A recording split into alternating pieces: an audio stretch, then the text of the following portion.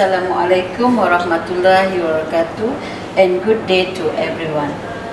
The Dual Language Program DLP is a program under government's initiative to empower Bahasa Malaysia and strengthen English policy, similar to bilingual program. The Dual Language Program in Malaysia has been initiated at selected Malaysian primary and secondary schools in 2016. This program is designed to enhance our students' proficiency in these fields while developing their language skills simultaneously. By immersing them in a bilingual learning environment, we aim to cultivate their abilities to communicate, analyze and problem solve in both their first language and second language.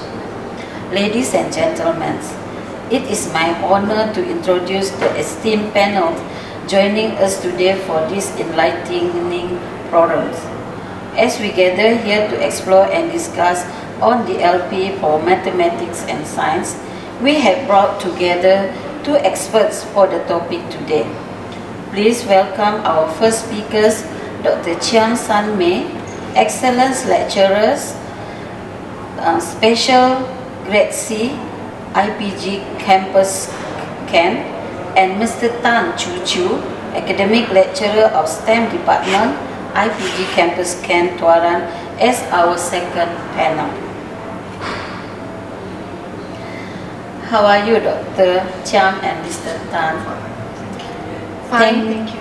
Thank you for dedicating your time and expertise to this forum.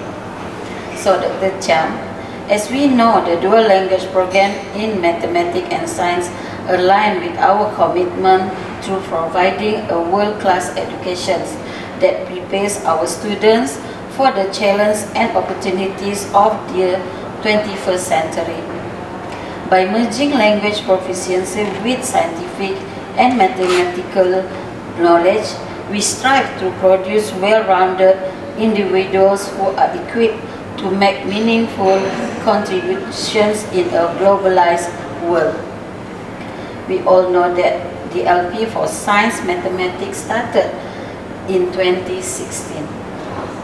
So, Doctor, can you describe how many series have been conducted since 2016? Okay. Thank you, Madam Naima, for the questions.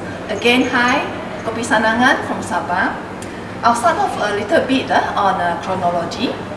Actually, if we were to review, there are actually many groups which is involved in this initiative based on their own IPG.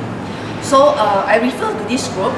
I started to join this group way back in year 2016 until recently.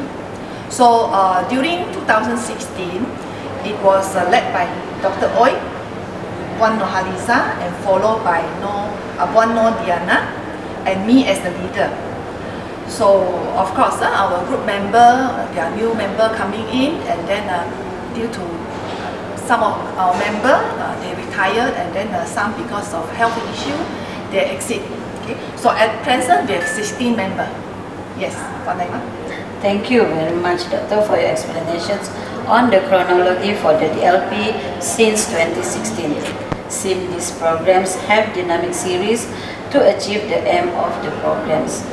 So, Mr. Tan, maybe we hear from you why we need this program to be conducted. Thank you for the question, dear moderator, and thank you for the introduction. And a very good day to all. Greetings from the land below the wind. As we all know, our government aims to sharpen its focus on the dual language program in the interest of boosting STEM education. Science, technology, engineering and mathematics education. Therefore, the DLP was introduced with a very clear objective, that is to produce Malaysians who do not just understand English language but are able to communicate in English. This program will definitely enable our future generation to learn science and mathematics in either English or the Malay language. students who are engaged in DLP will nurture their linguistic repertoire better. They will be able to get attached to another language apart from their own first language in the learning process. This is very promising as it will develop a bilingual individual or even a multilingual individual.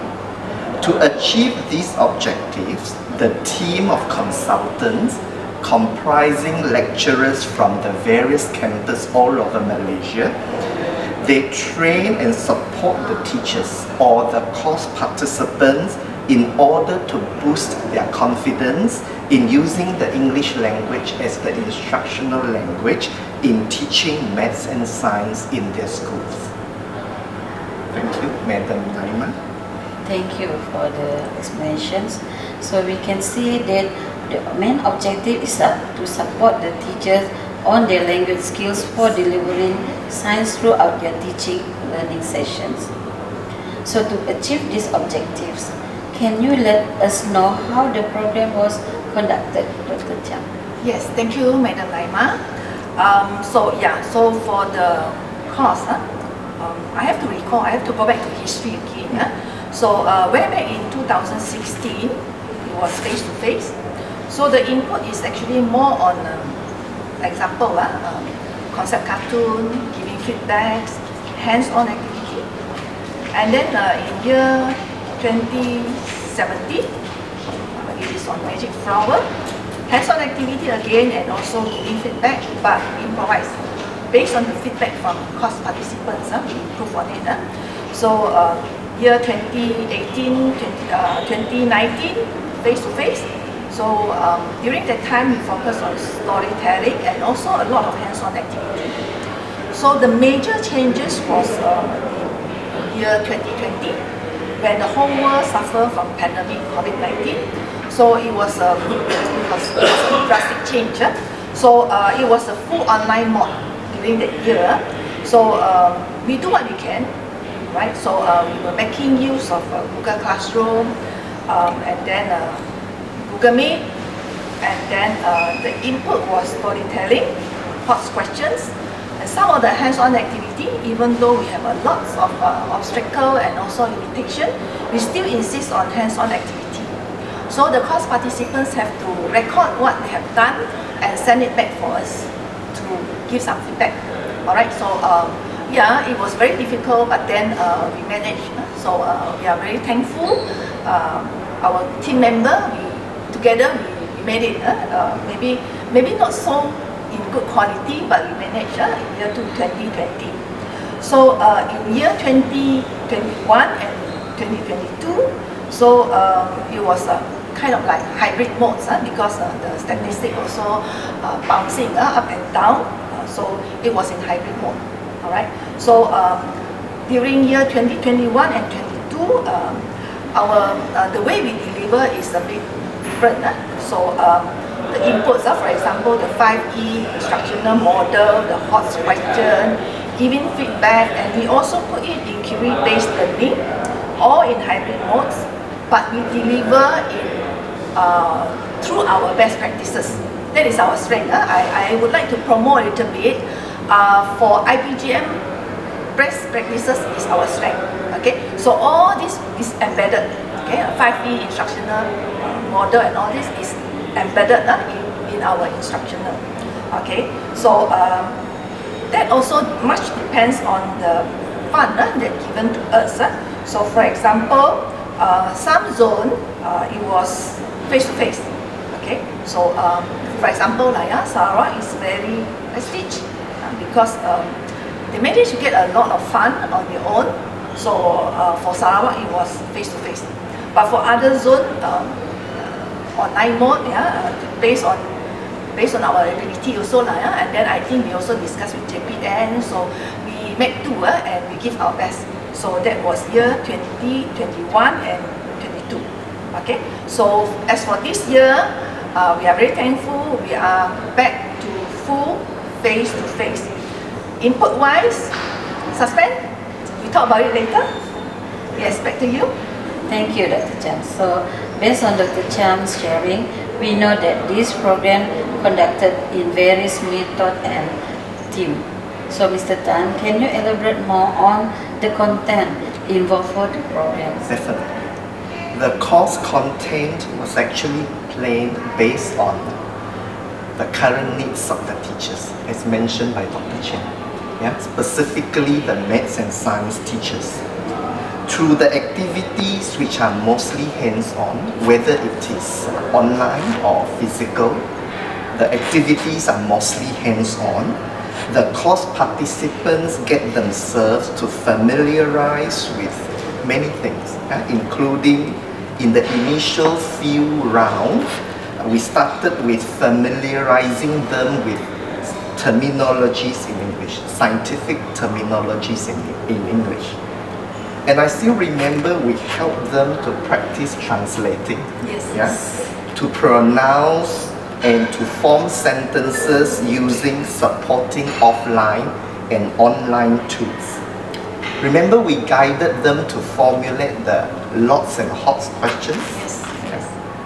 We made them understand whole brain teaching, which was at that time quite new, with the hope that they can apply whole brain teaching approach in teaching science.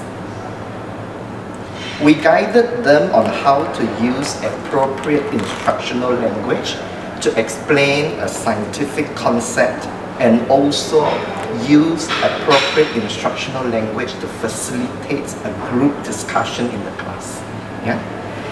These were the objectives for the initial few workshops that we have conducted. And of course, further improvement and fine-tuning were always done based on the feedbacks and the responses of the course participants. So as time moved on, we have made improvements such as we have added the 5E instructional model, which we think is very important. And also not forgetting IBSE, inquiry-based science education, as well as Genius Hour, apart from the many skill sets that I have mentioned earlier. Thank you. Thank you, Mr. Tan. So we already discussed on the content and the ways this program conducted.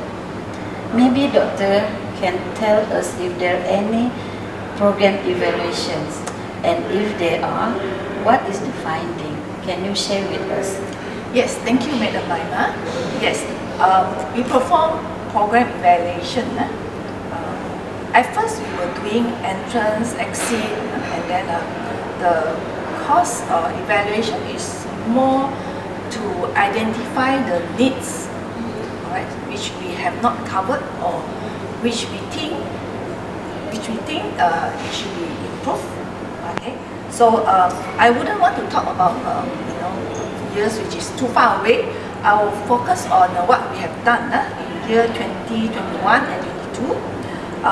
We were using rush analysis, if you have heard of rush analysis. And then based on CIPP framework, okay, the input and all this. Okay, and then it was a mixed method using 5-point Likert scale, observation and also reflection from us as trainer as well as the CP, the course participants. So we study their needs and room for improvement for us before we execute the next program, right? So okay, so for year 2023, all right, we look further. We need to read together with three-fit plan, and the Kamus Initiative #107. This round, we are going to use Kasky 5 critical level of professional development evaluation framework, okay, to perform our course evaluation. Okay. So back to you, Madam Naima. Thank you, Doctor. So since we have program evaluations, so there must be a difference focus from the previous years or the DLP 2023. Can you share with us, Mr. Tan? Yes. From our brainstorming session and from our discussion, this year DLP 2023 will be slightly different because we have added two essential key elements. The first one is PEOE, which stands for predict, explain, observe and explain. And the next one is communication skills. Through DLP 2023, we really hope that our course participants, our teachers will be able to effectively communicate scientific concepts and information. And that's the reason why we emphasize on PEOE and communication skills in DLP 2023. Thank you. Thank you, Mr. Tan. So, the chance, what the design to emphasize the focus skills mentioned by Mr. Tan just now for this year? Yes, from what Mr. Tan shared just now, yeah, and I would like to relate to our PPPM 2013 and until 2025, which will come to the end very soon. Okay, and I refer again, I mentioned 3-feet plan, okay, 3-feet plan, and we still focus on the data that we have collected from our previous evaluation last year. But this round, we will do it a little bit. We will do a little bit of overhaul, or a little bit, yeah. So based on the CP needs, again, this is very important. Based on the needs, and also interdiscipline. Okay, so I will not talk too much about this. Right. So stay tuned. Just a little bit, yeah. Just a little suspense. One of the slot is no money, no attraction. Okay, that's all I want to say. Back to you. Okay, thank you, Dr. Chan. I'm eager to know what is about no money, no attraction. Money. Okay, so Mr. Tan, since I'm so eager to know what the activity for this year, DLP, can you share with us the timeline for the program for this year? All right. Okay. For all of you, for your information, DLP 2023 will be conducted from June to August 2023, covering 6 zones all over Malaysia, the North, East, Southwest, Sabah and Sarawak zones. Thank you. So, as we know, for this year program will be started on June. So, can we hear from both panels what are their expectations and hope for this year program? For me, I hope that what we are doing is relevant, right? Relevant to current issues and trends in STEM education, especially. I hope we have more money. Okay? I hope we have more money so that we can bring our module to a platform where we can reach out to more teachers, especially the science teachers, and also money for us to publish the module and research paper. Previous year we tried to seek for money, and then we made it, Madam Naima and ourselves from IPG Kent, we managed to get a few thousands here and there, so we come up with our publication. So hopefully this year we still have that rezeki, okay, more money, then we can publish the module for the good of everybody. For those who do not have rezeki to attend the course, we hope to share with you as well. Yeah. So back to you again. Thank you, Dr. Chiam. So what about you, Mr. Tan? What is your expectations and hope? In fact, apart from providing training to our in-service teachers who are currently teaching in the school, we do provide training to our pre-service teachers before they are being posted to school. Yeah, this is to prepare them, early preparation for them, so that they are able to teach a DLP class that uses English as the instructional language. So we get them ready. Okay? And of course, one of our expectations from our course participants is undoubtedly our course participants will be able to teach science using the English language confidently and effectively. And not forgetting, teachers, if you are the one selected to attain our course, we really hope that you will do an in-house training to those who are not selected to attain our course. And we really hope that you are ever ready to become a mentor in your school. Thank you very much. So thank you for your sharings and ideas for today. So as I can conclude, through the DLP, students have the opportunity to study mathematics and science subject in their first language as well as in second language. This comprehensive approach enhances their proficiency in this field while simultaneously strengthening their linguistic competence. Moreover, it prepares them to contribute to the global scientific community by providing exposure to a broader range of resources, research, and scientific literature. This program also delivered by a dedicated team of highly qualified educators who utilize innovative teaching strategies, hands-on experiments, and real-world applications to foster a deep understanding of the core concept while strengthening language skill through engaging classroom activities. With the implementation of the DLP for science and mathematics, we hope we can foster a generation of empowered individuals who are prepared to lead and shape the future with their bilingualism, scientific knowledge, and global perspective. Let us be hopeful as we witness the positive impact this program will have on our students, their communities, and their world they will inherit. Ladies and gentlemen, before we end our forum, we would like to thank you for watching this video. Thank you, Dr. Thank Chiam. you very much. Have a nice day. Thank you.